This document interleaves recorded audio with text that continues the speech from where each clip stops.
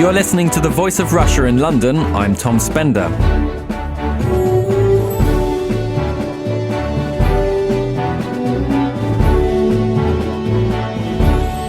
Bulgarian investigators say the Lebanese Shiite organisation Hezbollah was involved in a bus bombing there in July, which killed 5 Israeli tourists.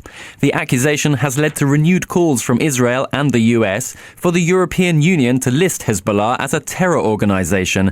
Hezbollah raises much of its funding in Europe. It is Lebanon's strongest armed group and is also a political party.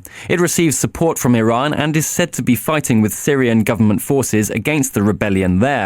The US, UK and the Netherlands already consider Hezbollah to be a terrorist group. Should the EU follow suit?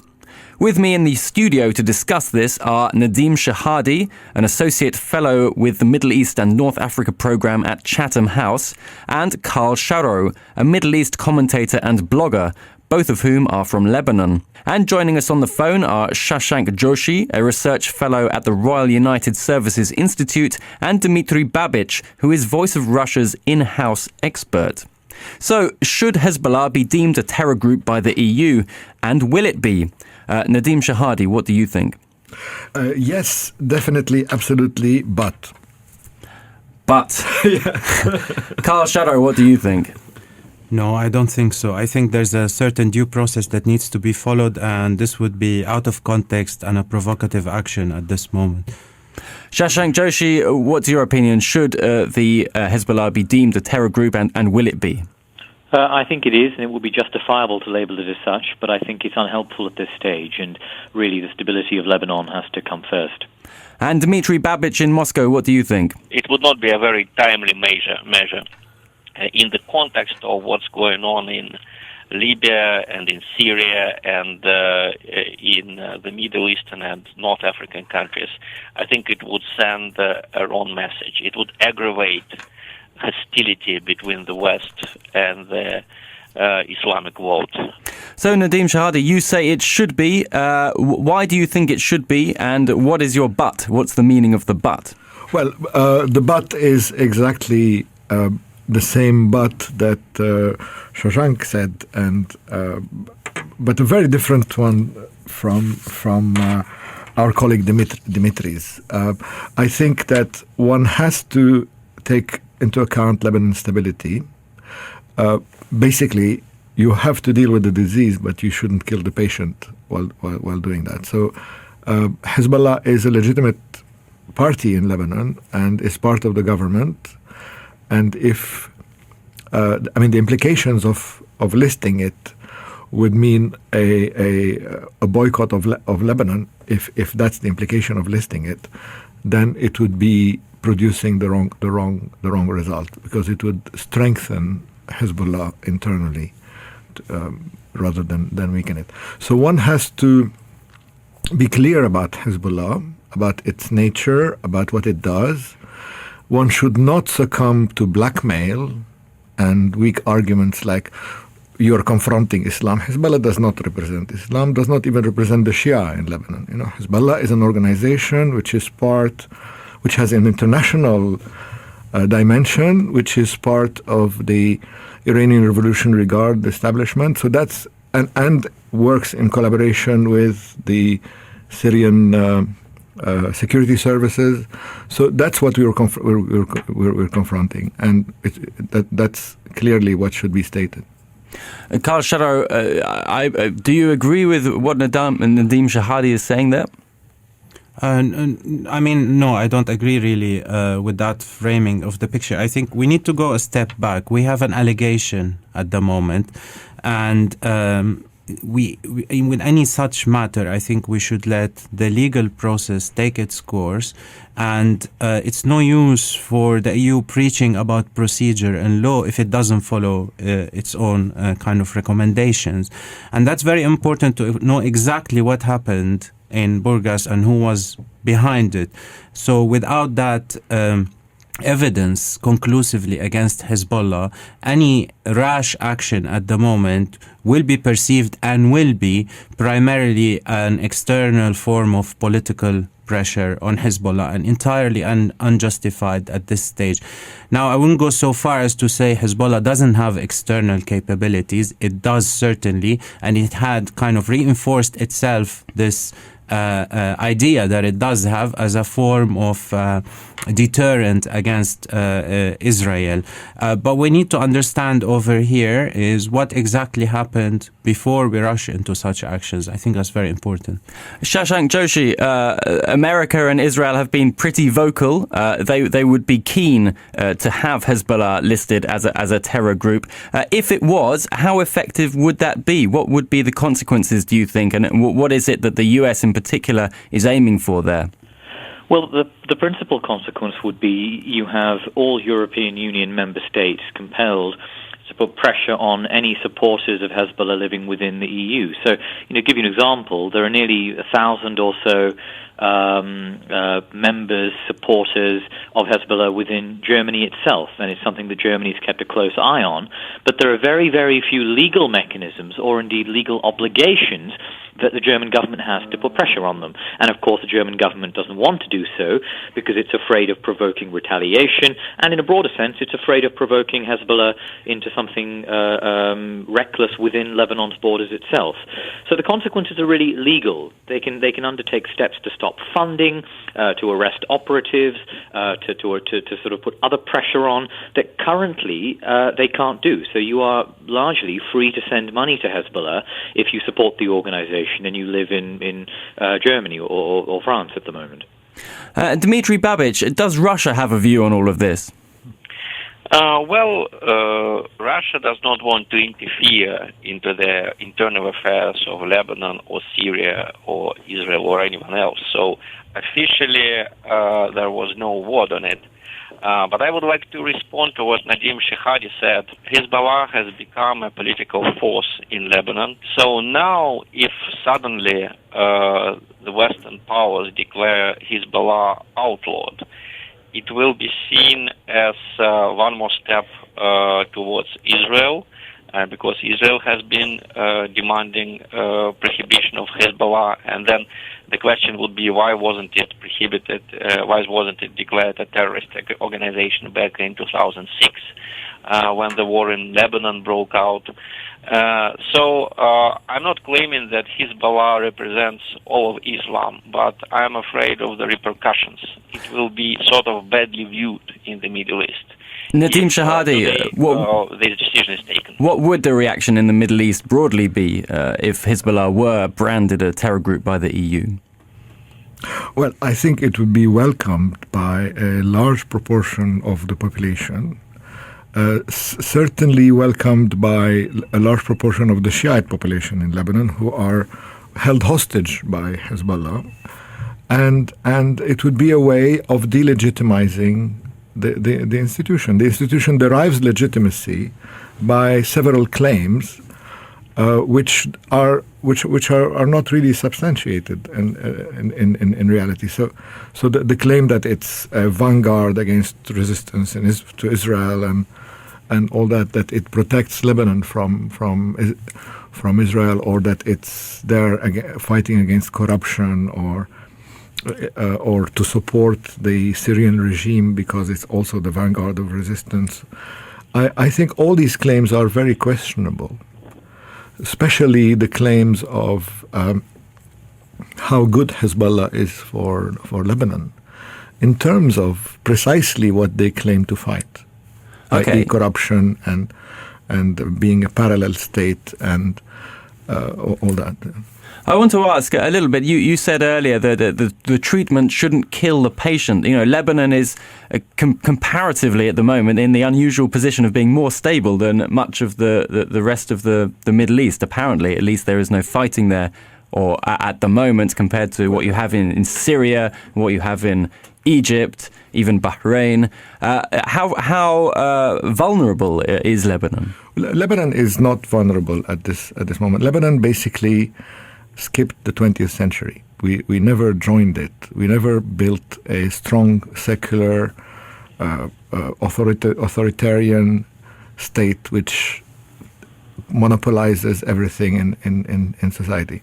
So having failed to do this, we are now ahead of the game, because that's what everybody in the region is trying to dismantle, including in the UK, including in Russia also. This is what the trend is. It's towards dismantling a 20th century model that is not really viable. Karl Scharow, what do you make of that? Well, I think it's a very good point about the political constitution of Lebanon now, but for precisely the same reason, I think listing Hezbollah as a terrorist organization will not at all weaken its core support. In fact, it will strengthen it, because Hezbollah represents more than just resistance to Israel for the core Shiite support in Lebanon, and for some Christians even as well, in terms of the political alliances that have emerged. There's a certain narrative that addresses the concerns, the grievances, historic grievances of the Shiites, and the ability to represent them politically within this new paradigm that with the state, the independent state, doesn't monopolize decision making.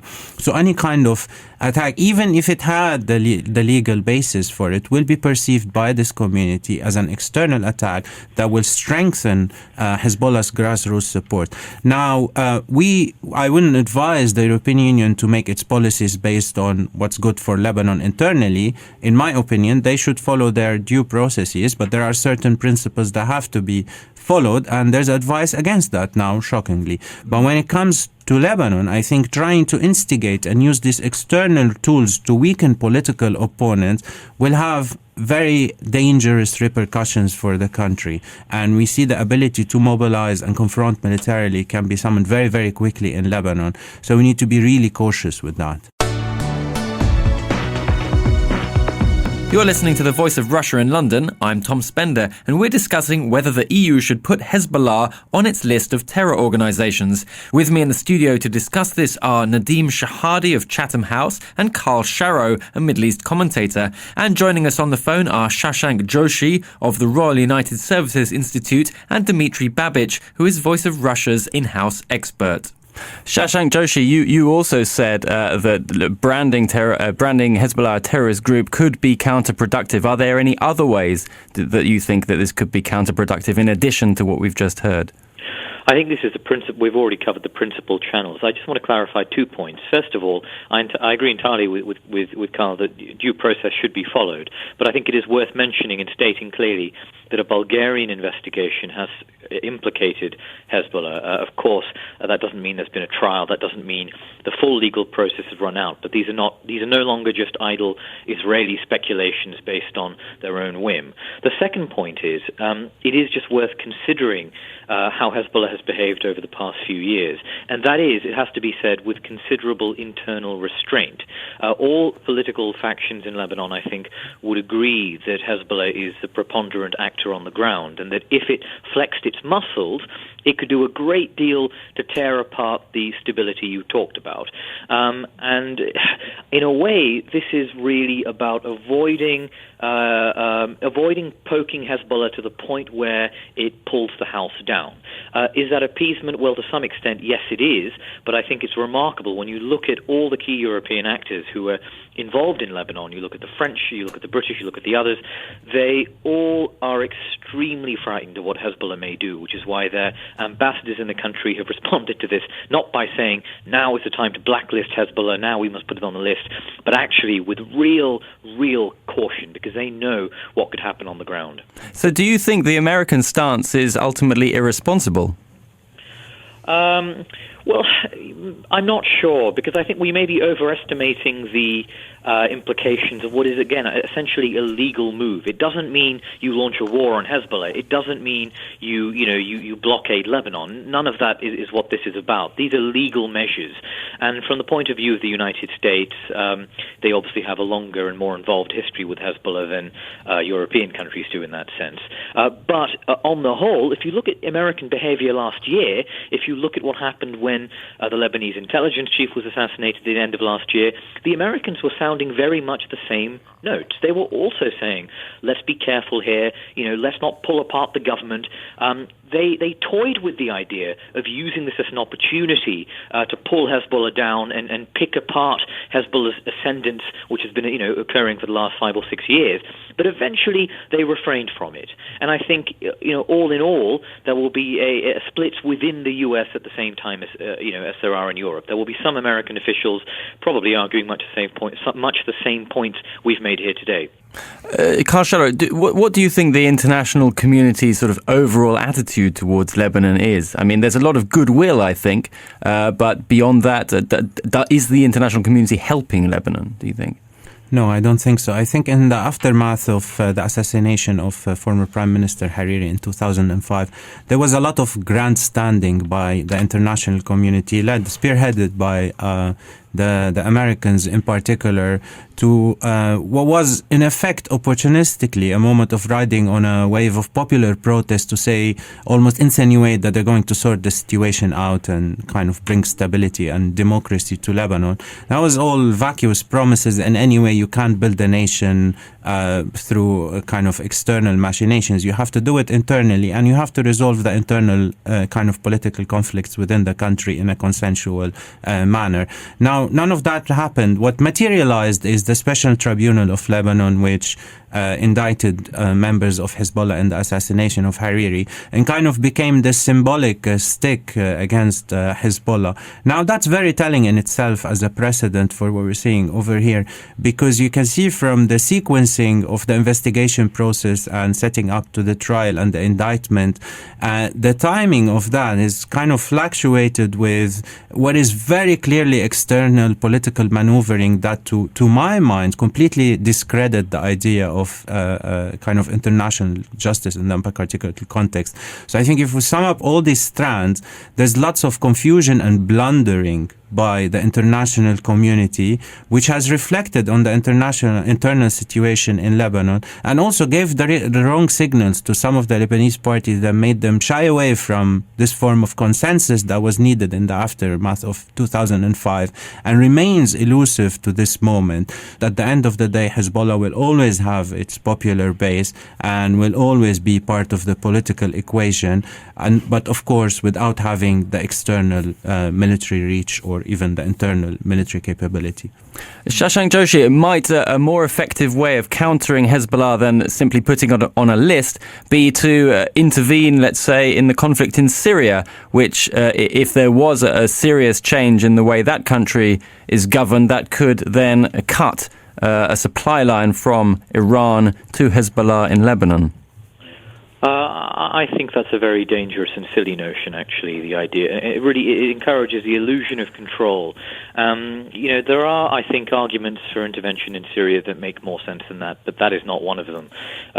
In particular, it encourages the idea that Hezbollah somehow is utterly dependent on foreign support, and first of all, which is simply not the case.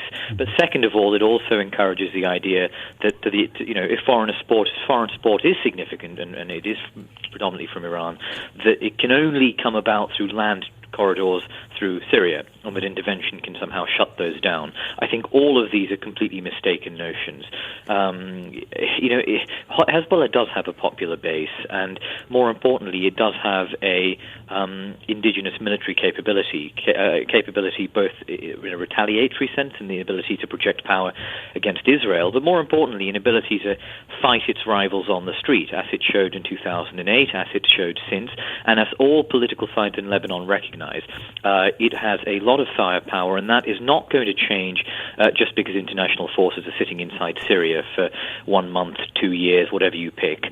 So I'm afraid I find that a very untenable idea. Yeah. Dmitry Babich, perhaps you could come in here. Well, I would remind our listeners of the fact that actually the idea of branding Hezbollah a terrorist organization, it has been floated many times. Last time, I guess, in July 2012. But for that decision to be adopted, it needs the approval of all 27 members of the European Union. And that has never been the case. And if you look at all of this situation from the point of view of the Shia minority, you will see that there is a sort of a pattern of hostile Western action. In Syria, the West is actually supporting groups which include Sunni radicals. Basically some of them Sunni fundamentalists, Sunni Islamists. If we add to that also Lebanon and Hezbollah, I'm afraid the picture is going to be very confrontational. You're listening to The Voice of Russia in London. I'm Tom Spender, and we're discussing whether the EU should put Hezbollah on its list of terror groups. Nadim Shahadi. Yes, I want to agree with all three other speakers, but I want to translate it into a different framework in 1.5 minutes. Basically, the power of a group like Hezbollah depends on its legitimacy, but also on the legitimacy of the international community. So if the international community, if international law, if the UN is credible, then Hezbollah becomes incredible. I mean, Hezbollah loses credibility. So there's a zero-sum game between international legality and the legitimacy of groups like Hezbollah. So that explains what Karl said, that if there is doubt about international legality, then Hezbollah gains strength. And I think that's the bottom line. The bottom line is, what kind of a world do you want to live in?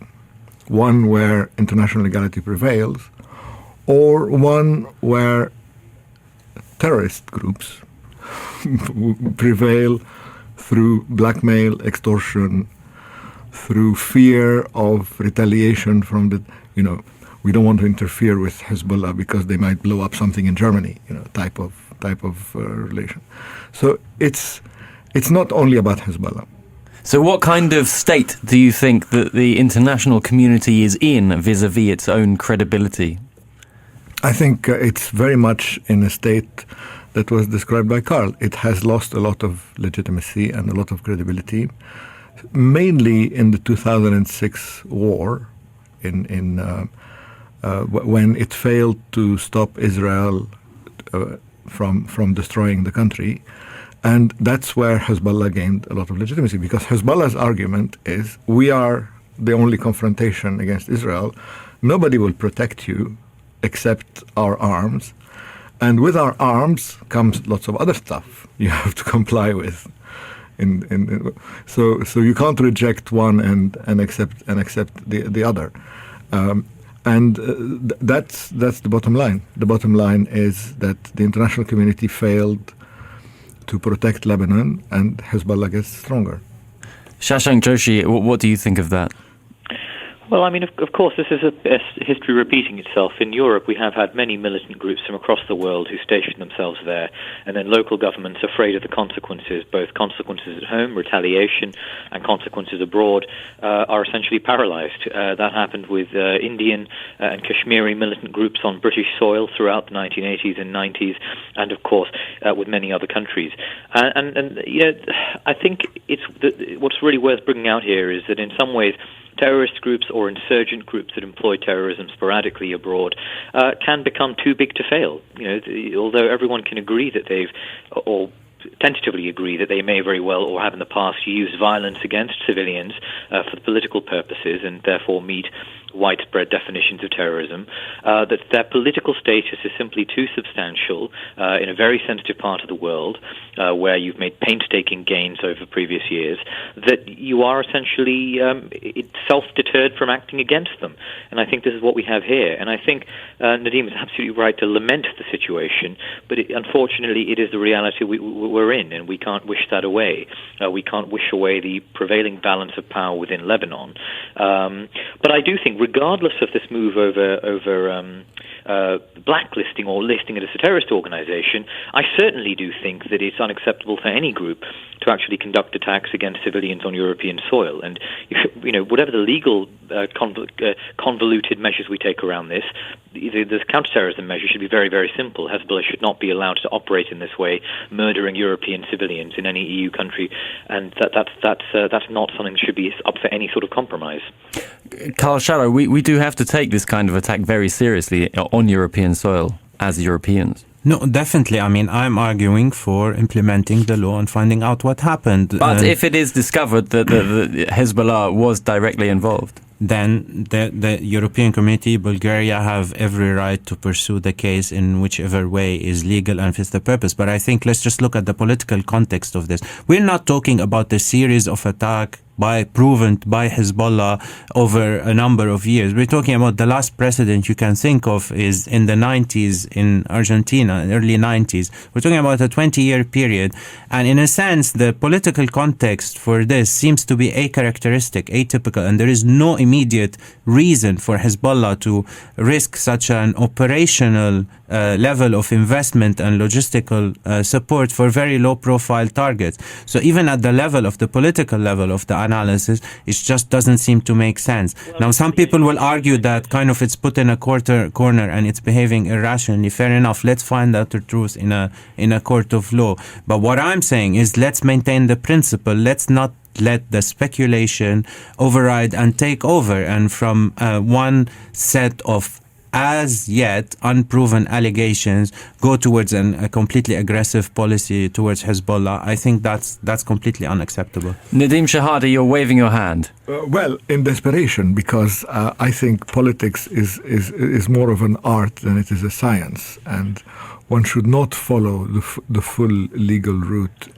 and its implications without taking into account the political implications of that, like shooting yourself in the foot, basically. So that's the Lebanese way, as what is known the Lebanese way. So I would argue it's a mind game against terrorists. The terrorists play this mind game where they frighten you. You have to play back in the same way. I just want to whiz through our guests and ask them in one sentence, what should be the strategy for dealing with, in any way, Hezbollah? Karl Scharow. I think the same as dealing with any organization in the world. We have to follow the law and we have to follow the established principles, and that's the only way to go about it. Dmitry Babic. I think Western countries in general should make themselves more credible in the eyes of the Muslim world by being more impartial. Blaming Hezbollah for something that 2 Canadians and 1 Australian did, despite all the probable facts about Lebanese connections, I think it's too early, and it would certainly move things in the wrong direction. Shashank Joshi. Well, accepting Hezbollah is not going anywhere. Over the much longer term, I think it's very important that it does get pushed more and more in the direction of a political organization that has to seek votes and act legitimately within Lebanon, and therefore encourage Lebanese institutions building up over time that will subsume the organization. I don't see any other route out. And Nadim Shahadi, finally. Yes, I mean, that would be the objective of any international action, to limit the possibility of Hezbollah using terror and to move its constituency away from what it is now into supporting an organization which is more part of the political spectrum in Lebanon, which would mean changing Hezbollah, of course. I'd like to thank my guests, Nadim Shahadi, Associate Fellow with the Middle East and North Africa Programme at Chatham House, Karl Scharow, a Middle East commentator and blogger, Shashank Joshi, a Research Fellow at the Royal United Services Institute, and Dmitry Babic, Voice of Russia Radio's in-house international expert. Thank you all very much.